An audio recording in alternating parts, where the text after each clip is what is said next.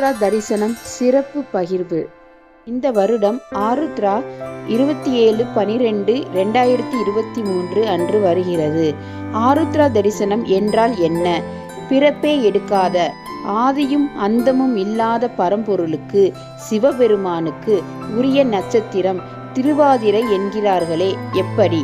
தமிழ் மொழியில் திருவாதிரை என்று கூறப்படும் நட்சத்திரத்திற்கு வடமொழியில் ஆர்த்ரா என்ற பெயர். இதுவே ஆருத்ரா எனப்படுகிறது. மார்கழி மாத திருவாதிரை நட்சத்திர நாளில் எல்லா சிவாலயங்களில் ஆருத்ரா தரிசனம் சிறப்பாக நடைபெறும். ராமனுக்கு ஜென்ம நட்சத்திரம் புனர்பூசம், கிருஷ்ணனுக்கு ரோஹிணி, முருகனுக்கு விசாகம். இவையாவும் இவர்கள் பிறந்த நட்சத்திரங்கள். ஆனால் பிறப்பே எடுக்காத சிவபெருமானுக்கு பிறந்த நட்சத்திரம் திருவாதிரை என்கிறார்களே. பிறவா யாக்கை பெற்றோன் பெரியோன் என்று சங்க இலக்கியமான சிலப்பதிகாரம் சிவபெருமானை குறிக்கிறது. சிவபெருமானின் நட்சத்திரம் திருவாதிரை ஆனது பற்றி புராண செய்திகள் உள்ளன. சேந்தனார் ஓர் விறகு வெட்டி. அவர் சிதம்பரம் அருகேயுள்ள ஓர் ஊரில் வாழ்ந்து வந்தார். அவர் சிறந்த சிவபக்தர். தினமும் ஒரு சிவனடியாருக்கு உணவளித்து பின் தான் உண்டு வருந்துவார். ஒரு நாள் அதிகமாக மழை பெய்து விறகுகள் ஈரமாகின.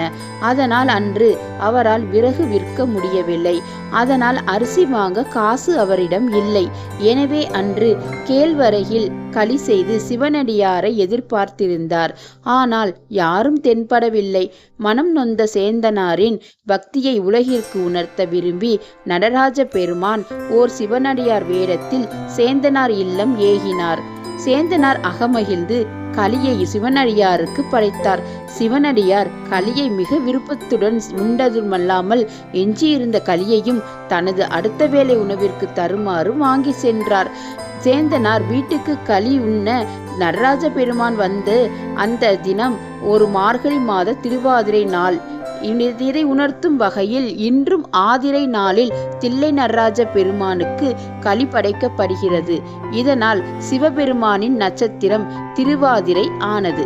ஒரு காலத்தில் திரேதாயுகா என்ற பெண் பார்வதி தேவியின் தீவிர பக்தையாக இருந்தாள். திரேதாயுகாவுக்கு திருமணம் நடந்தது. அக்காலத்தில் திருமணமான 4வது நாளில் தான் சாந்தி முகூர்த்தம் நடக்கும். ஆனால் திருமணமான 3வது நாளிலேயே திரேதாயுகாவின் கணவன் இறந்து விட்டான்.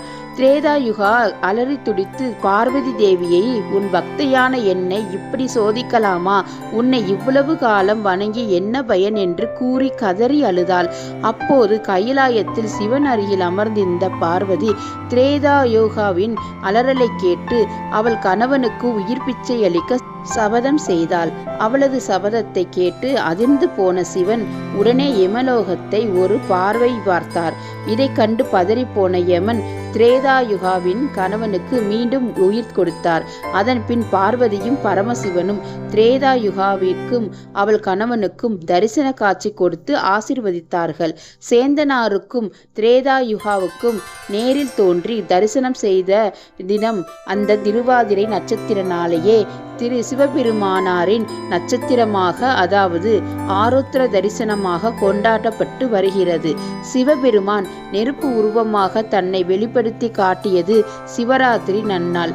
சுவாமி தான் இம்பூமியில் அவதரிப்பது நின்ற நாள் ஆருத்ரா நன்னாள். சிவராத்திரியன்று அவரை வழிபட்டால் பலன், ஆருத்ராவன்று தரிசித்தாலே பலன் ஆகும். தென் தில்லை மன்றினுள் ஆடி போற்றி, இன்று எனக்கு ஆரமுது ஆனாய் போற்றி. திருச்சிற்றம்பலம்.